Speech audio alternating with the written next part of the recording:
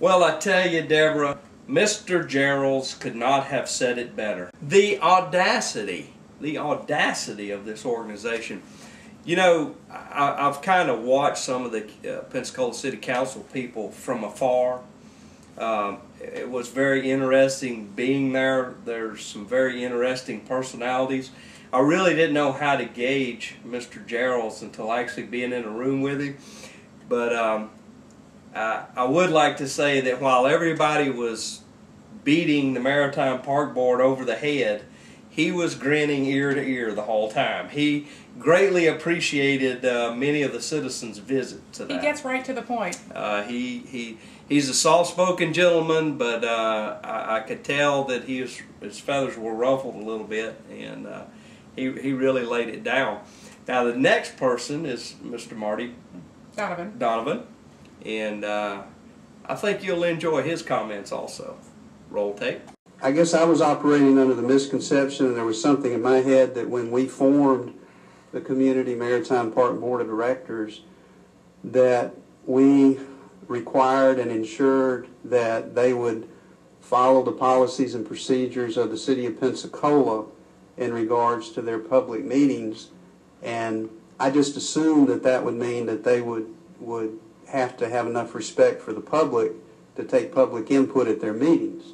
But I guess that was an erroneous assumption on my part. I was just floored when Judge Collier's response was, and I wrote it down, I was so shocked. He said that he didn't care about citizens' opinions. He says, I'm the one that has to vote. And I was just floored by that. I had no idea that that was the attitude on this board. You know, that would be a proper and appropriate attitude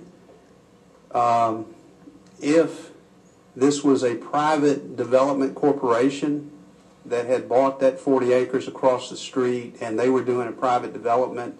They would have the right to have private board meetings and make decisions, obviously with no public input. But the fact is, the citizens of the City of Pensacola still own that 40 acres across the street, 30 acres across the street. It's public property. The project that is being anticipated is a public project designed for the benefit of the community and specifically for the citizens of the City of Pensacola. There's going to be public money borrowed and the financing paid with public tax dollars. Now, I do understand that the Community Maritime Park does take input from citizens at their meetings, but it's only on a very selected basis. They invite people to stand up and speak and make comments and present to them, but if you don't have an invitation from them to speak, you have no voice, and that's just not right. It's not appropriate. Jerry, I think that Mr. Donovan's comments kind of go to the heart of many of the problems that we've seen with these public-private agencies.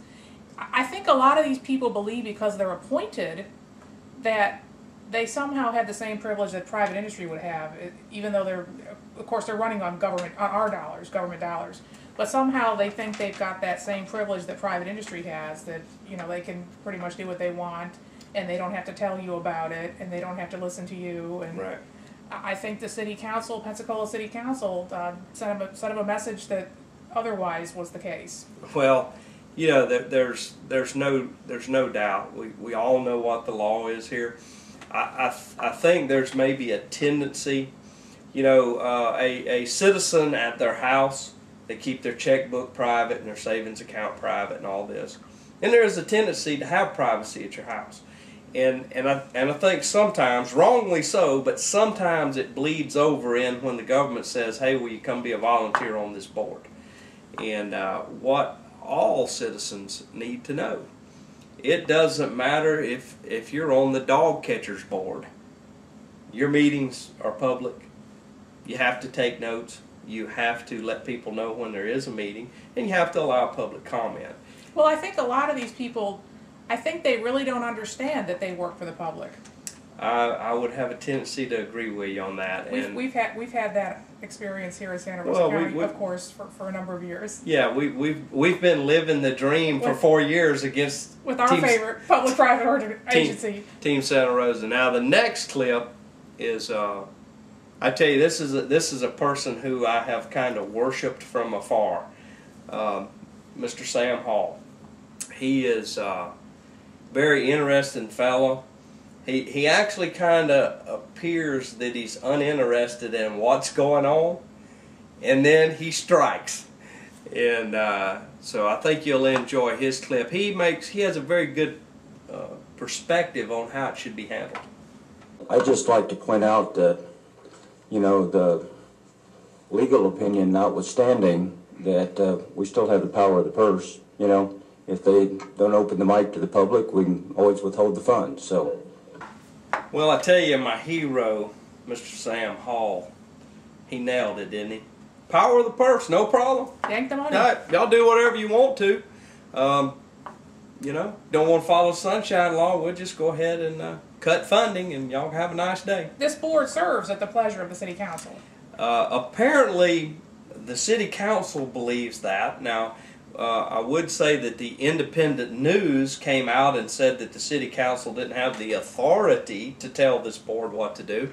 That doesn't sound very independent. No, it doesn't sound very independent, and you know, Rick can, you know, the owner of that paper, I guess he can print whatever he wants to. I personally believe that the board may have been set up as a private board. But the only reason there ever was a board is because they had already agreed that there was going to be public financing to do something there. Of course, absolutely. Well, we've seen the same problem with, of course, Rebuild Northwest Florida. Same situation. Team Santa Rosa. Team Santa Rosa. I think that goes without saying. Right. I mean, this is an ongoing issue. That the law is very clear, and some of these people, I think, just don't want to follow the law. And one of the audience members, an attorney, a local attorney, Sharon Barnett, who has done quite a lot of pro bono, free right. legal work for public causes. She's done a lot of work for public causes for nothing. Was there that evening, and she explained to them exactly what the Sunshine Law entailed and how it related to this issue. And let's go ahead and watch that clip. I really applaud you for the motion. Let me say, however, that it's really just a policy statement. The Maritime Park Board is bound by Florida law, and what you do or don't do doesn't have any effect on that. And Mr. Mayor, this is a clear violation of the Sunshine Law. This is a not-for-profit private entity that's acting for a public agency. There's a 8-part test called the Schwab test that's applied, and this board comes within the terms of that.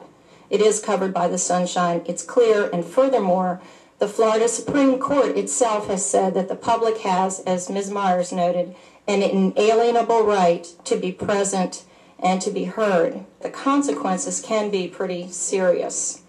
Once there's a violation, any official act that's taken is void ab initio. That means at the beginning. That means you have to go back and do everything over again if a violation is established. Also, for civil violations, there's a $500 fine. This board may not have heard about ADA requirements, and so the project may not be designed properly, in which case an expensive retrofit would be necessary, or expensive federal litigation might occur. So it's not a mere technicality. There's substantive reasons for doing this in the Sunshine and hearing from the people who pay for these projects. Thank you.